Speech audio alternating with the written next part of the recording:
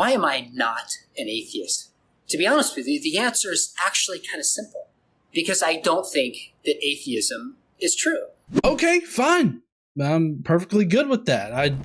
I mean, I don't know if atheism is true myself, but I still don't believe in a God. I don't think that you have to believe that atheism is true to be an atheist. I think that atheism only requires you to not be convinced of our current deity definitions, like Yahweh, technically Abrahamic God, which covers, 3 big religions, Judaism, Christianity, Islam, or any of the other God definitions that we have. It really only requires you not to be convinced by any of those deities. That's what it means to be an atheist. We don't have to believe that atheism is true in some kind of absolute notion. We just have to not believe in those ridiculous deity definitions. Shit, there's still like 50 seconds left in this video. What more does he have to say?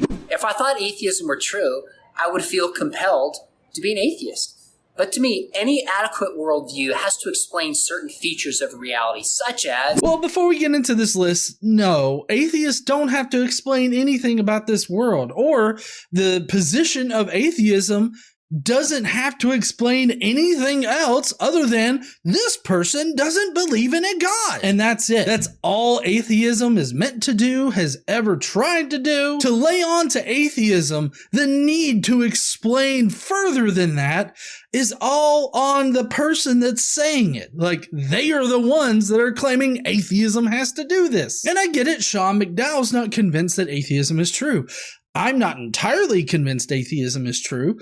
But like I said before, I don't have to be, and you don't have to be either. I will say that if Sean McDowell considered atheism to be true, then he probably would be an atheist. But I just want to make the important distinction that that is not required. So, Sean, what the fuck do you think atheism has to explain? Also, atheism is not a worldview. I don't know if that needs to be said. Typically, that goes in one ear and out the other for me, so I almost passed it up. Where did the universe come from? Ooh, okay. Atheism doesn't need to explain this. I feel like if you're not going to go with the standard, God did it, then, you don't necessarily have to have an alternative. You could just be like, well, I don't know.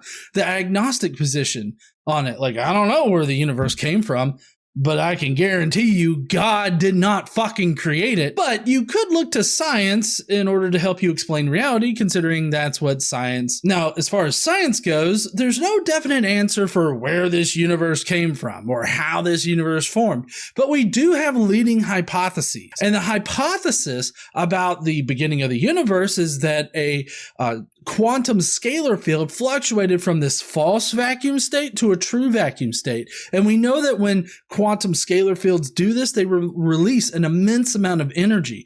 And so when this happened, prior to the inflation of the universe, an immense amount of energy is released. It inflated the universe nearly instantaneously and then continued to inflate at a reasonable rate after that. And it filled the entire universe with this inflaton energy, these inflaton particles that eventually transformed energy states from this inflaton state into what would become matter. Okay, now, so light wasn't even able to travel through our universe for like 300,000 years as we would experience them after the inflation event because it was so hot and dense in the universe that not even light could travel through it.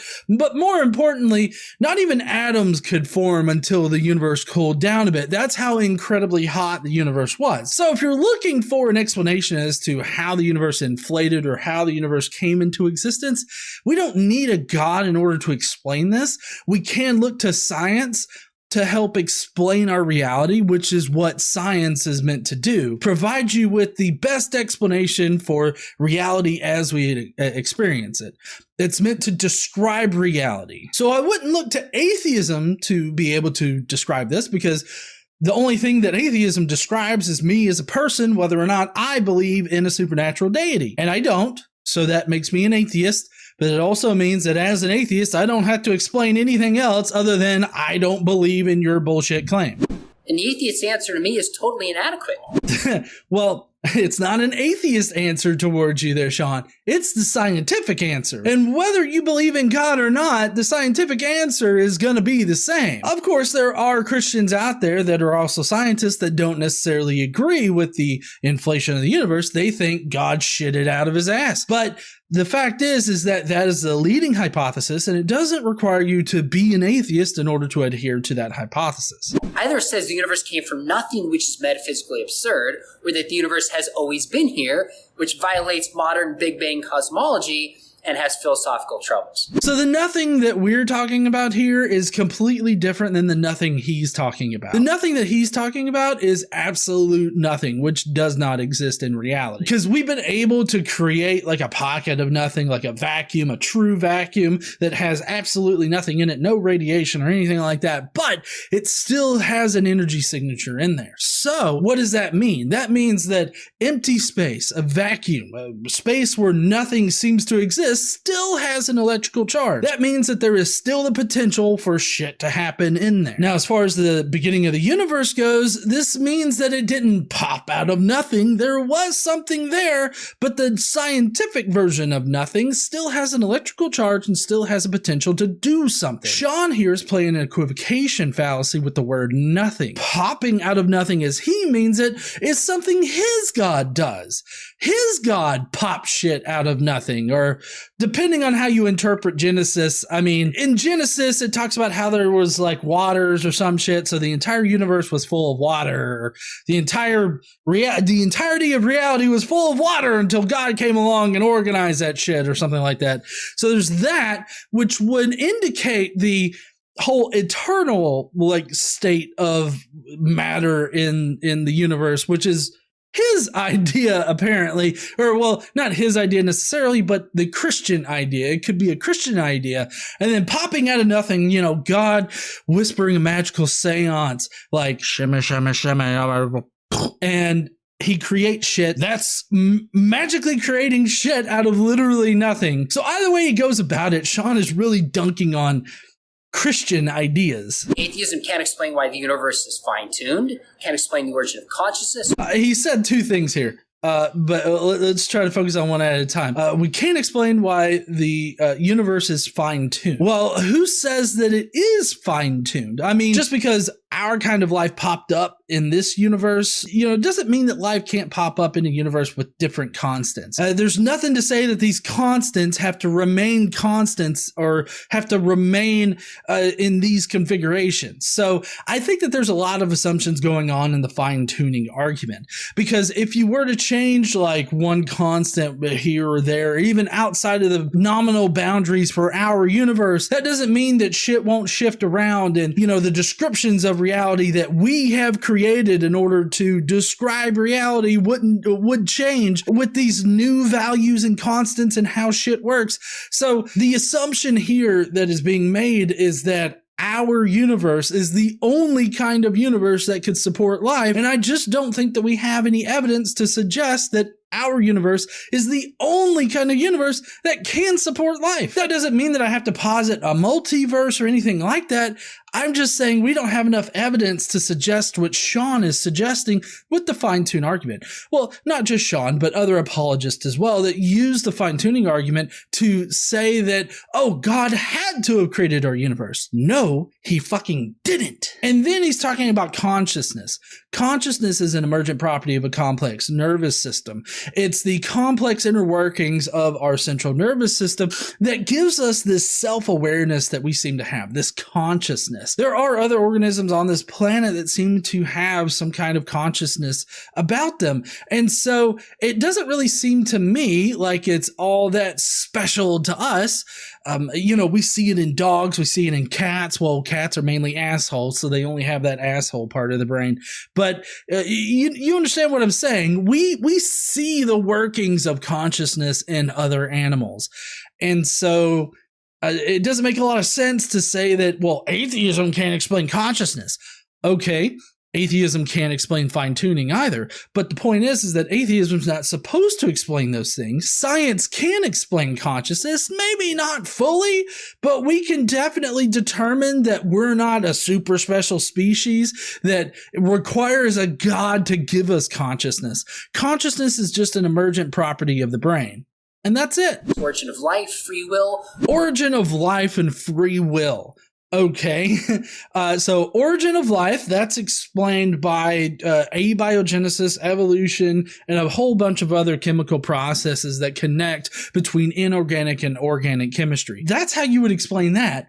Has nothing to do with atheism, and atheists do not have to explain that in order to be an atheist. And then there's free will. I don't think that we have true free will. I think that we have sort of a faux free will. And it's very deterministic in nature because, like, given the exact same inputs that I've had for a certain decision, would I make a different decision? With the exact same inputs, I can't say that I would. But with different inputs, if different stuff had occurred to me in the past, would I make a different decision? I don't know, maybe. I mean, I possibly could. But what I can say is that I have every single open option available to me. And that's simply not it. And while I do have the ability to make decisions about which route I want to take, there are just some options that do not naturally occur to me. And that's because of the inputs to that system that I find myself in. And so do we have free will? A faux kind of free will that is really more like the ability to make decisions. And that's it. But again, that's more of a scientific thing, or maybe a logical thing, like a logical argument for this faux free will kind of deterministic sort of outlook here. But the point is that it doesn't require atheism, and it doesn't really require anything else other than just a working knowledge of, how philosophically we understand free will or decision making. Or morality. And morality. I didn't know that there was going to be so much in this video to explain. So morality is subjective. We sort of dictate what our moralities are. We come about our own versions of morality. Everybody has their own moral compass. So it's all very specific to the one person. Now, that one person probably gets a sense of morality from their parents, from the society that they live in, from the environment that they grew up in. Like, there's multiple things that shape a person's outlook on morality, what is good and bad. And depending on, all of those inputs, that's how you're going to develop your morality. It doesn't come from God, and there's no universal set of moral values. Whereas Sean would say that God is the ultimate moral lawgiver, but when you can read the Bible and be like, yo, God just commanded the Israelites to go in there and kill a whole bunch of little baby boys, as well as innocent women, defenseless women, and other children, and defenseless men. Oh, and holy shit, they just took a whole bunch of prepubescent girls as sex slaves. And this is fine by God? I'm more moral than that motherfucker. So, I mean, even if there is a God that exists, I don't think that he's the one that dictates morality or anything like that. I think that we are the ones that dictate what is good, bad, right, and wrong. We don't need to look to God in order to know this, especially not the Abrahamic God, who seems to be a douchebag. I'm a theist because I think it offers better explanations for the big questions of life.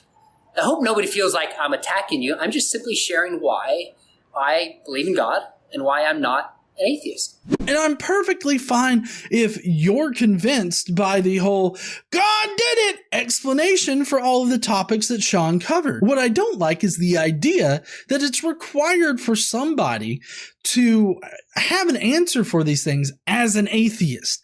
You can have an answer for these things outside of the purview of atheism, because the only thing that atheism does is describe whether or not you believe in a God. That's it. But I do have to say, the whole God did it explanation is just wholly unfulfilling to me. Like, it doesn't explain anything.